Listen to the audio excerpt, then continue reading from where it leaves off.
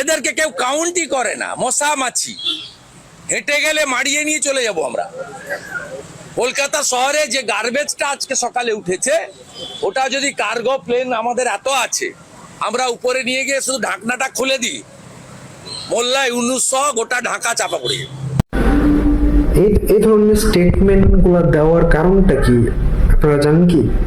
আমরা এতদিন জানতাম যে ইন্ডিয়া বাংলাদেশকে বন্ধু মনে করে, বিশেষ করে কলকাতায় তো সব বাঙালিরাই থাকে, তাই না? তো বাংলাদেশেও বাঙালি থাকে, কলকাতা শহরেও বাঙালি থাকে।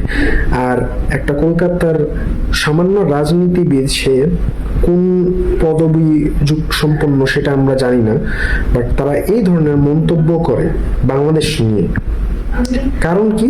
জাস্ট বিকজ অফ একটা পলিটিক্যাল দলের পতন ঘটছে, তাই না? বাংলাদেশের সাথে সম্পর্ক তো মানে হলো বাংলাদেশ যাদেরকে নিজেরা চুজ করে, নিজেরা ভোট দিয়ে ক্ষমতায় বসাবে, তাদের সাথেই সুসম্পর্ক গড়ার মাধ্যমেই আমরা বুঝতে পারবো যে না, অমুক অমুক দেশ আমাদের বন্ধু। তো জাস্ট বিকজ অফ একটা পলিটিক্যাল দল নেমে গেছে, তাই বাংলাদেশ হঠাৎ করে শত্রু হয়ে গেছে, এটা কোনো লজিকের মধ্যে আমার পড়ে না। আপনারা ভালো বুঝেন এই জিনিসটা, কিন্তু আমি যতটুকু বুঝতে পারতেছি তার স্টেটমেন্ট অনুযায়ী যে তারা কখনোই বাংলাদেশকে বন্ধু বলে মর্যাদা দেয়নি, তারা জাস্ট বাংলাদেশকে ইউজ করছে এতদিন।